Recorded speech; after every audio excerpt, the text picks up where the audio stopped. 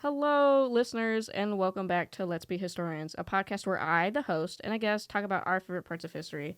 Now, as always, I'm the main host and sole creator of this podcast, and I have a very special guest with me. I'd like you all to welcome Blessing. Hey. I met Blessing in my poli-sci class last semester. That was a really interesting class. I played solitaire for the most part. Interesting. Yeah. Heads up, I made like 60s on every single exam, so maybe don't do what I did, but I did pass that class with an 80, so She came in clutch. I did come in clutch. So today's episode is going to be a little fun cuz Blessing doesn't know what we're talking about yet. You the listeners will because I titled these. That's how it goes. But today's episode, Blessing, is going to be about the Bucket War. Now, would you like to kind of give a guess on what this is going to foretell? A war with buckets between nations, probably America and somewhere in Europe. Okay, so you're kind of close. Actually. Interesting. Okay. You'll get to learn more as I go through the story. So now that I've revealed today's topic, let's get into the tale of the Bucket War. Okay, picture this. 1300s is what at the time a non-united Italy. They wouldn't unify till the 1800s. One of the episodes past, I said it was like 1840 something, but different like sources say different times, so I'm just going to say the 1800s because that's the general idea. So much like ancient Greece, several different cities were essentially their own countries and were known as city-states. Now, because these states were all governed differently and had their own history and traditions, conflict was not uncommon, whether it was over politics, financial reasons, or, if your king just decided to be a little silly and go to war, which sometimes happens. So yeah, conflict is nothing new to this region, but sometimes the reasons get a little weird. And the conflict we're going over was specifically between two city-states, Bologna and Medina. Now, some people are going to be like, don't you mean baloney? No, I don't mean baloney. Okay? Oftentimes, Italian words will add the E sound to it, like Italy is Italia in Italian. It's just like how it is. I don't know why it's turned out to be that way, but it just is. Now, to get a proper understanding as to why these city-states were always kind of beefing with each other, we got to do a little bit of a jump back.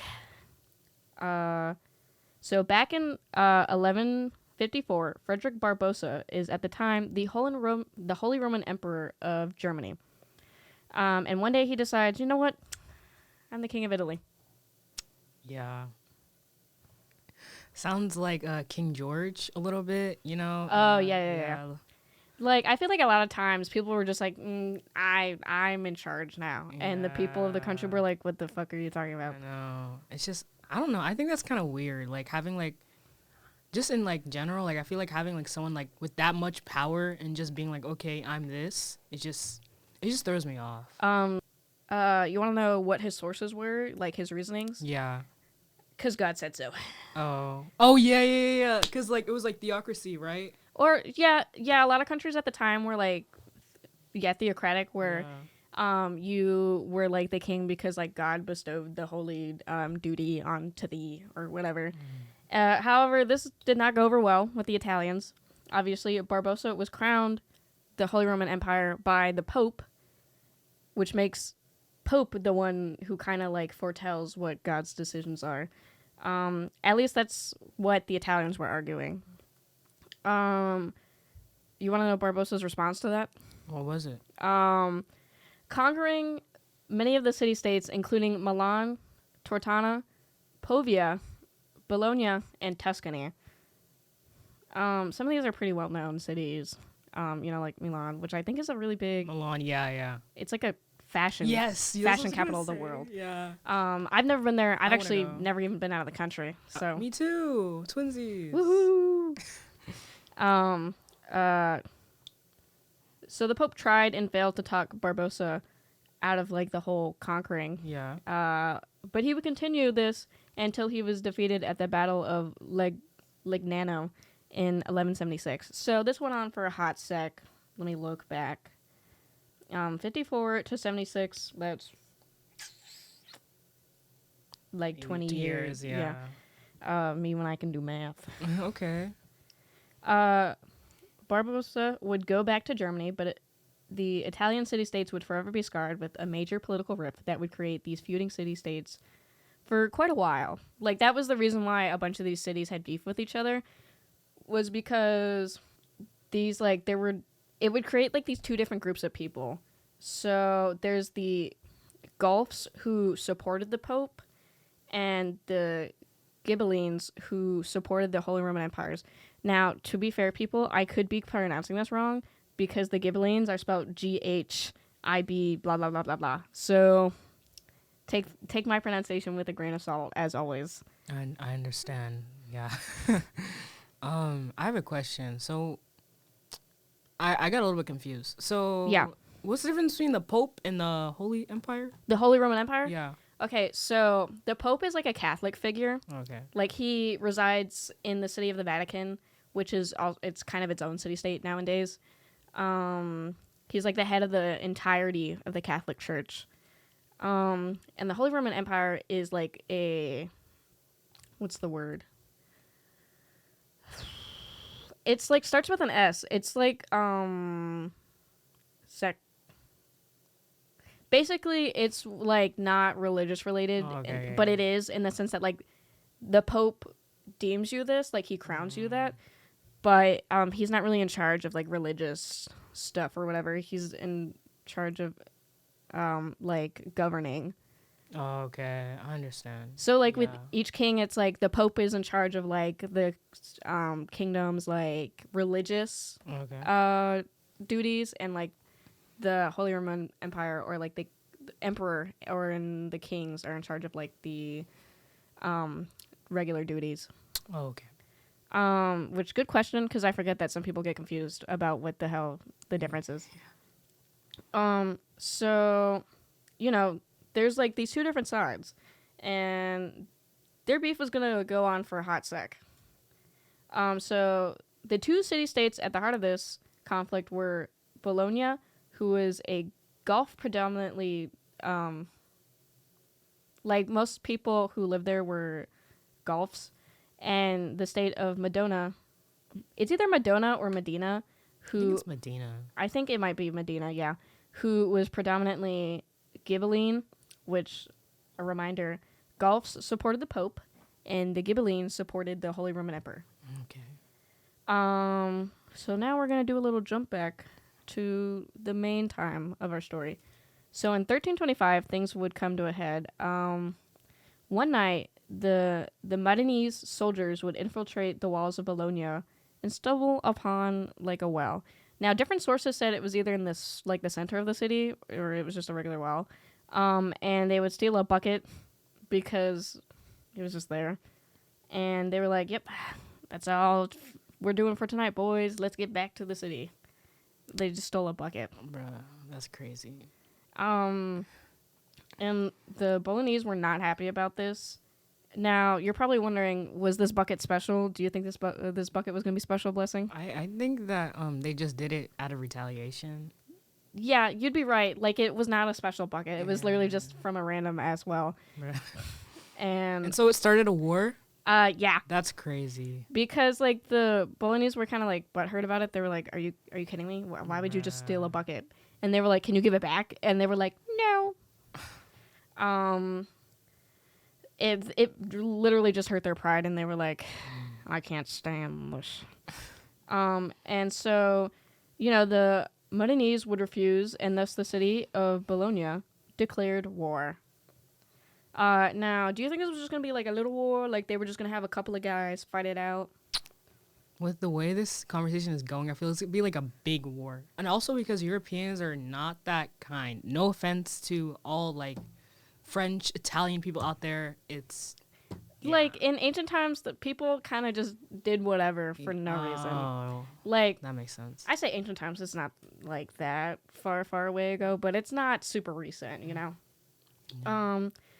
But the the Bolognese would invade with an army of 30,000 infantry, which, for those who don't know, like military jargon, that's just like people on foot. And I 2,000 play video games. slay. Yeah. 2,000 cavalry. I'm pretty sure it's 2,000. That might have been a typo. Sorry, guys. Past Laney loves to just like give me problems. Oh, yeah. I Um, understand.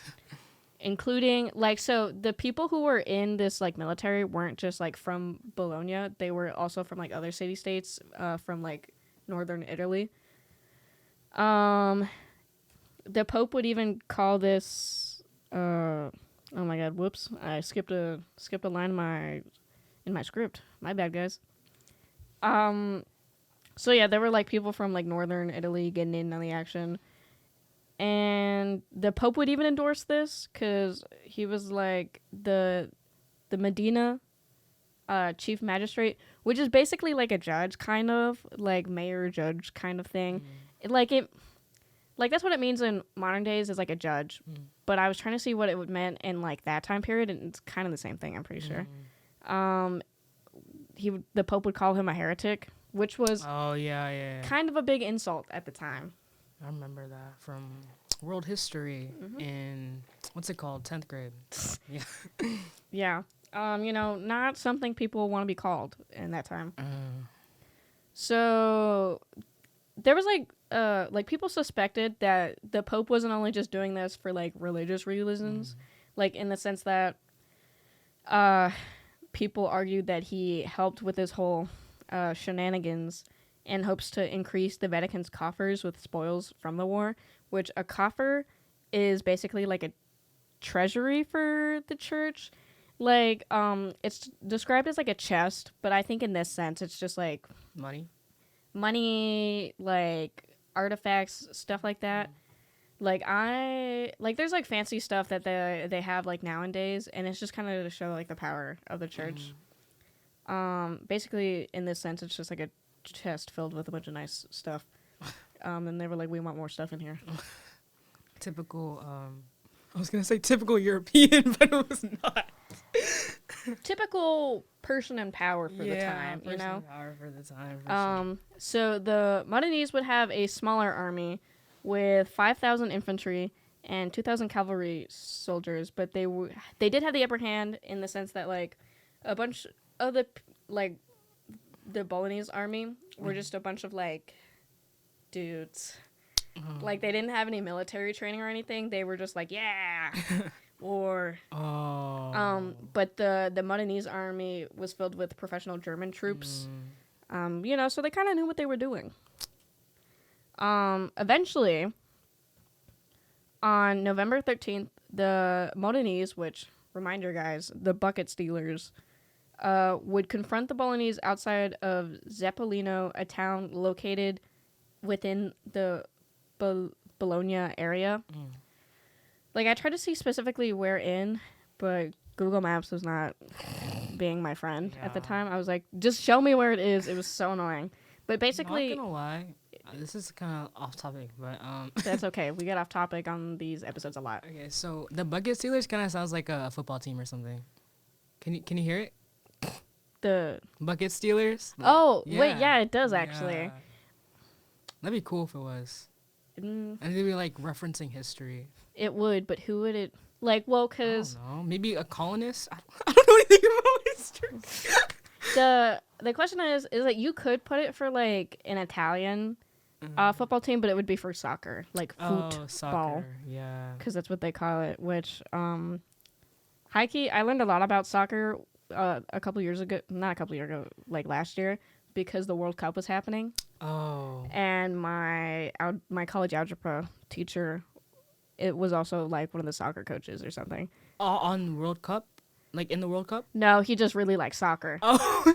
So he would put it on while we were supposed to be doing classwork. Bro, literally? No. Because in statistics class last year, bro, I was watching the World Cup, like, during math class. Like, the teacher would be teaching, bro. We would have the computer open. Like, the Chromebook. We'd just be sitting in the back of the class watching the soccer game. I will say it was actually pretty entertaining. Like, I had no stake in the game whatsoever. I was rooting. We were watching the Moroccan Okay. thing, yeah, because that was like gonna be like the first African country to win the World Cup, and everyone was excited for that. So. Yeah, which is really fair. I think I've mentioned this is not the first time that I've mentioned the World Cup on the one of these episodes. It just pops up a lot because it's like something kind of Yeah. relevant.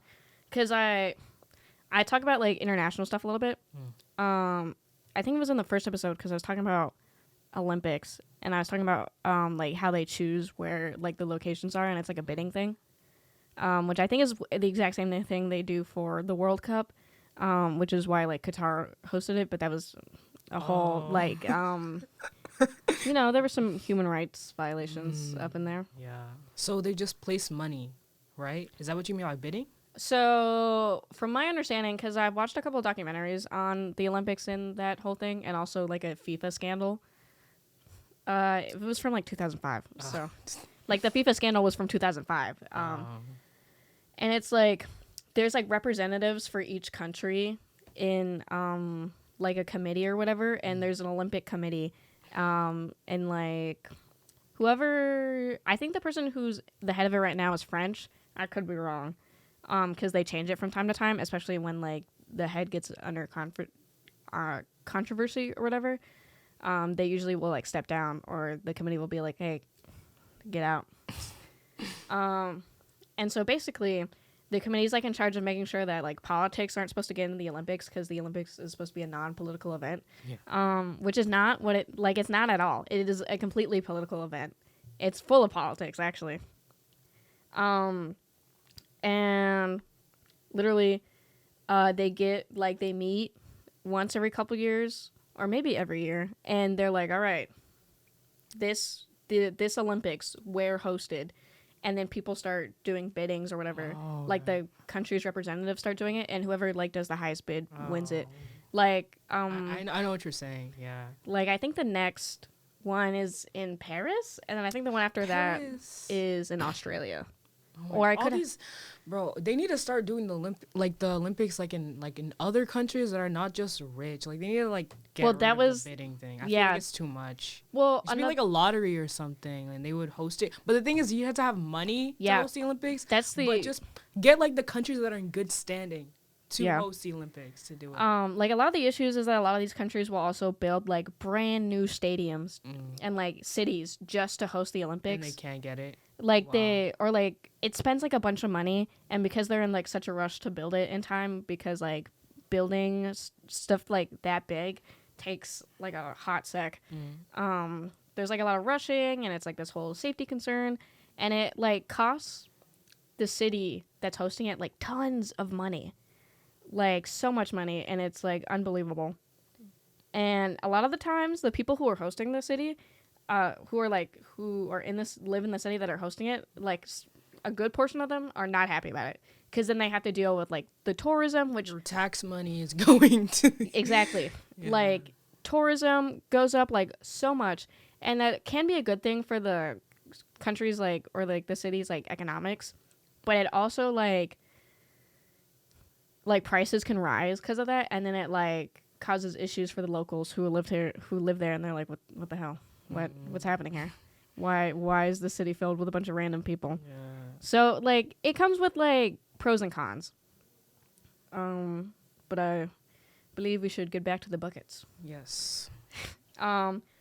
So they pulled up to Zeppelino, and the battle would last about 2 hours. 2 hours. Yeah. And each side would lose about 1,000 casualties. Oh, so like or you mean like the battle lasted 2 hours for like a day, or is just like 2 hours like each day, or like how long did the war span again? So I don't know if I put in my notes how long the war spanned, because it's been like an ongoing thing for a while. Like you mean just the battle? Just the battle. Oh, okay. No, you're good. That was sometimes I word things and I'm like, yeah, people totally know what I'm talking about. But this is good because sometimes I'm afraid that the listeners will lose track of where I'm going. Oh no, this is it. So this specific battle is gonna last about 2 hours, and they lose 1,000 casualties on each side. But I might have mentioned before, the Bolognese had like a city wall around them. And so after these 2 hours, the Bolognese are getting a little nervous. They're like, ooh. So they retreat back within their city walls. And the Modenese can't really get in there. So instead, they would taunt the Bolognese with a palio, which I'm not entirely sure what it's supposed to be. Because one source was saying that it's like a mini decathlon. Do you know what a decathlon is? Like, I know it's like a competition. Yeah. But like other sources were saying it's like a festival with horse races. I think it may have been different back then. I know it's like where you bring like an audience. Yeah. Like that's what I kind of thought of in my head when I think of like ancient decathlons. That's the issue with a lot of like me with the research that comes in with this Yeah. is that sometimes the modern day translations of Yeah. word or like the meanings of words don't translate well Mm. to like the but basically they were doing stuff outside and they were like Yeah. haha you're cowards or whatever. And there's actually like a different version of this like story where that was when they stole the bucket was like after this or whatever, but I didn't really see a lot about that version. I like that was just mentioned like once in one of the sources, which I think I've mentioned in a different episode that when I'm doing this research, it like I don't want to go too in depth because then I'll be here all day, and so I only use like I think maximum like 4 sources when I'm looking through it. At least I only list 4 because I click and I look through a lot of stuff, and sometimes I just forget to save the links for things. Don't let the what copyright people know that. No, like I'll like maybe take like a couple of the same wordings in the sense that I'm like, oh, that's worded like in the script anyway.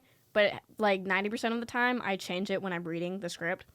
Because, ladies and gentlemen of the podcast, when I read my script, half the time I just reword it as I say it. Because I'll type stuff out and I'll be like, I don't know why I typed that out like that. It's more of like a guideline for me to follow. Yeah, so it's like I feel like I'm gonna add like a suggestion. Maybe we should do like bullet points or something, like See, topics to glaze over. I Or might try that. Some sources to talk about. I feel like that's like a good way to be organized. But the thing is, for me, is that I should be doing that when I'm doing like interviews because I'm a finance major, and so it's like I have like social anxiety and like I have like bad like speaker like everything. So I end up just like reading word for word. They're usually like virtual interviews I've been doing. Like, do you have them like put like in front of you on the wall or Yeah, something? Yeah. See, I like to call myself like a professional grade A yapper. I can talk like nobody's business. It's the whole reason I run a podcast. And one of my friends actually has been having trouble like making friends in college because he's also kind of shy. Shout out Pace if you're listening.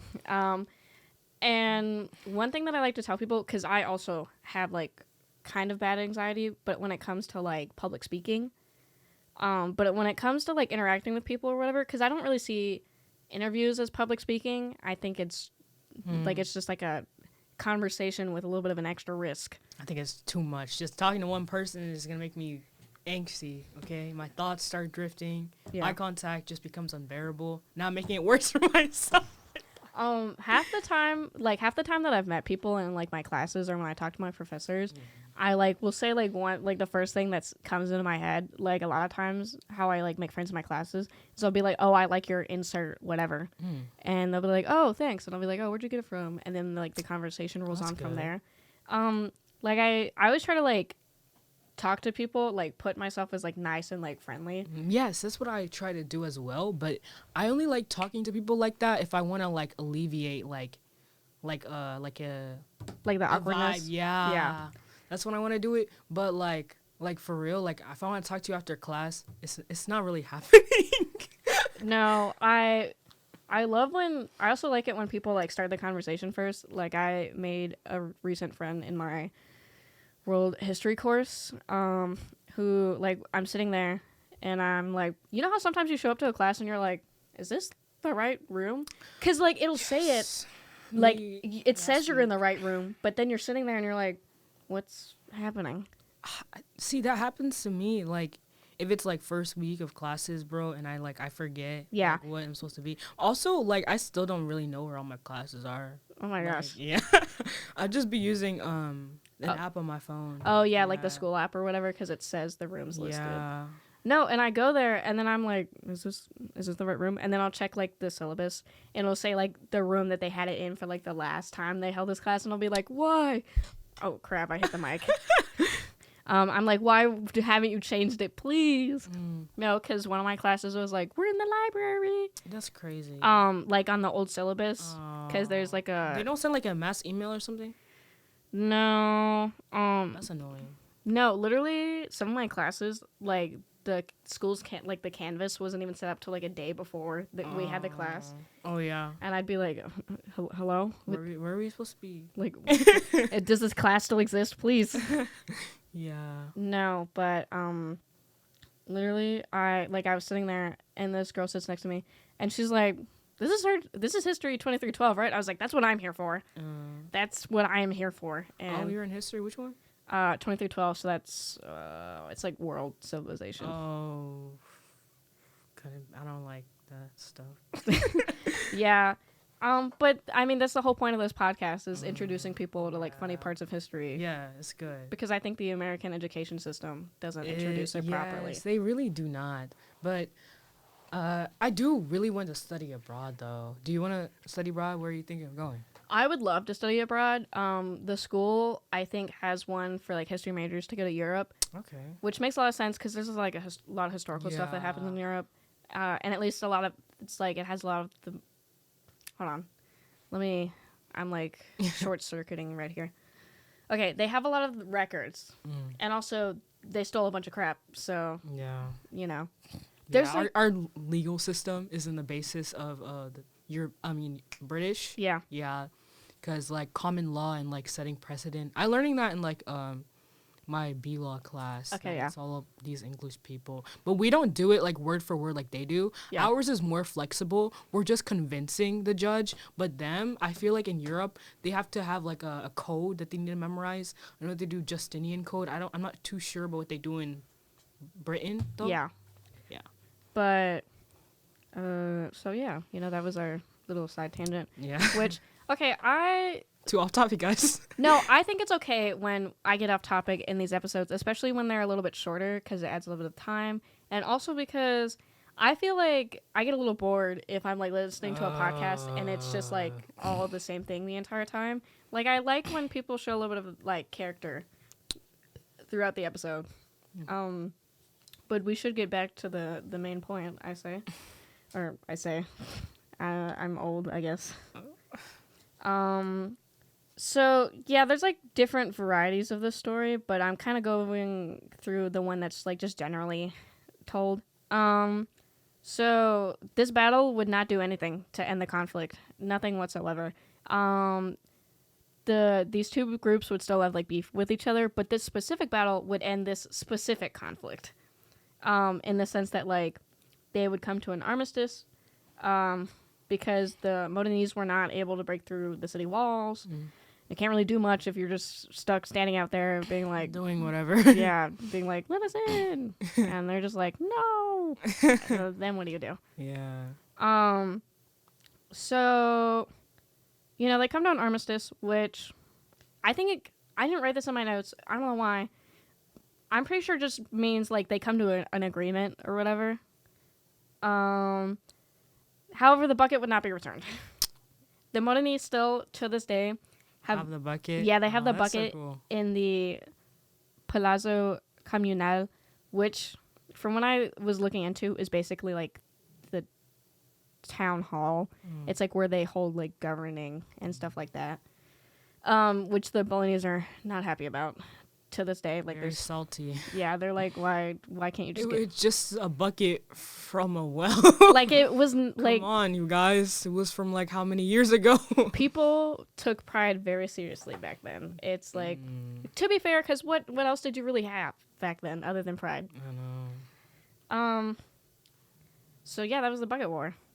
Yeah, you got any comments on this? A lot of acquisition. That's a common theme seen throughout European history. I'm gonna say it again.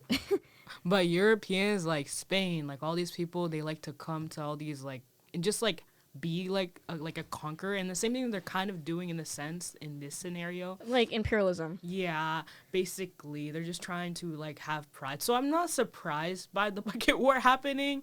It always reminds me of like the saying you go through in like American history, the 3 Gs. Gold, Yeah, God, God in glory. glory. Yeah. Which That's I hate yeah. to say it, but they're not wrong. It's an accurate statement. Yeah. Always that's pretty much always what people are trying to do. Either they're like, God told me to, I want the glory, or I want money. Yeah, and because like they always think that they're better than other people. I'm so sorry. It's happening again. I'm dragging Europeans. It's I mean, but I'm just dragging European history, you Yeah, know? I'm like- not dragging like current like Europeans. like current day Europeans. Yeah. Like, I I feel feel like like they're every country cool, has their issues, yeah. But, Definitely. But like historically, people Historically. have not made the nicest decisions. Yeah. But It- that's okay because people are living nicer today. Yeah. At least I would hope so. They really thought about like inferiority, and that just like bugs me about like how you think someone is lower than you all because they don't have the same religion that you do. Like, or the same culture. It's Yeah. Like, I think it's an interesting conversation to have. Maybe not on this episode. Yeah, maybe add me to that one. You know, if you have like one for like BLM, okay, I'll be happy to do that because I love to learn more about stuff. But Or- don't use something that's too popular because I know a lot of stuff like that. So it'll just be me like, oh, okay. So I might have mentioned this in the past couple episodes, listeners, but eventually I want the guests to come on with their own Oh, okay. script in history, and they tell me. Okay. So I think maybe it would be a little bit better if you would be able to do that. That's good because Mostly because I am not black, so I would rather not. oh no, my race has been revealed. What? No, I am brown, but not that brown. Oh, okay, yeah. So I'd probably be more comfortable letting someone who has to deal with that kind of stuff talk about the history. Whatever. Yes, I can talk about maybe the murder of Fred Hampton. Maybe. You already know about Fred Hampton. Then I'm not saying it.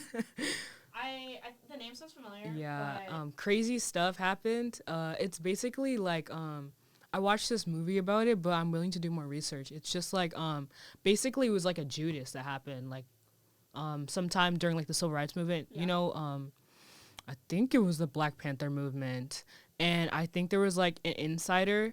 Okay, I might be lying. I'm not like a history person, so don't take me word for word. always do your own research with these. One of my history professors told me this once. Always look into it on your own. I will give you a gist, a breakdown. I won't use like too many names, but basically it was a black movement that was going on, and so the police were like, okay, we need like an insider to do da da da da, and so they came into contact with this one dude that was about to get in trouble with them. He said, okay, I'll let you go on one condition. You come and like you report like what's happening inside the movement, because they thought it was like they were like uncivilized, like they were having like all this ruckus, and so they really needed him. Eventually he was like successful in that endeavor, and they didn't find out about him until it was too late, and so they killed Fred Hampton. And what's so crazy about it, oh my gosh, they killed his wife first, and because they thought it was him, and then they killed Fred Hampton. It's crazy. See, like, when I did originally start this podcast, my plan was to cover, like, silly parts of history, but I also think it's important to cover, like, topics that aren't really talked about that I think are important culturally. Yes. I mean, my whole dream is to be, like, a historian of some kind that focuses on culture, and this is a part of today's culture. Yeah. So I think it's something important to cover. So thank you for bringing up that very important topic. Yes. Blessing. I know a lot of depressing stuff. History's filled with some sadness, you know? Yeah. That's just how it be. But I hope you all enjoyed this we should episode. talk about. Oh, wait, no. We should talk about Pocahontas at a time, because it's crazy, and we could talk about how like Disney kind of like made that kind of like not like really what happened to Pocahontas, because you know what happened, right? Yeah. Yeah, like everyone like learns that. I think that's kind of cool though. Yeah, I might. Speaking of episode themes, I hope you all enjoyed this, though. For this episode question, I would like for y'all to say what you thought of the bucket war, and maybe would you go to war over a bucket?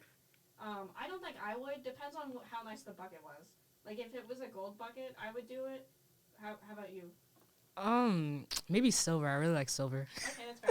I don't actually wear gold, but it's expensive. So Oh yeah, yeah. You can sell it for a lot more. Never mind. Gold. A Yeah. gold bucket. I am a silver jewelry kind of guy, though. Me too. Stay tuned for the next episode, as it's a bit of a special one. I guess you would call it a holiday-themed one. I will be going over the history of Valentine's Day. Yay! Actually, that's so cool because I listened to a podcast on that and it was Yeah. so interesting about like Cupid and how like no, so there was like it was like two lovers, right? And they were like kind of like a little bit of like, oh, you don't really know about like yeah. okay. So a lot of okay. these episodes, I like to go through like fresh. Oh, So I do okay, my own okay, okay. research. I know there was like a Saint Valentine. Yes, and there was like I think one of them was in jail and they would like write letters to each other. We'll find out in the next episode. Yes. I have not yet determined the guest for that, so stay tuned. I'm not doing any repeat guests yet, so if like I am, but I'm not. Like if you want to introduce your own topic, you can Okay. you can be like a repeat guest. Yes. But I want to go through like all my friends first for like Okay. Yeah. them having to sit there and listen to me talk. Yes. So either I'm gonna have a guest, or as an irony, because I will not be spending Valentine's Day with anyone. Me too. I will just sit in this recording studio by myself.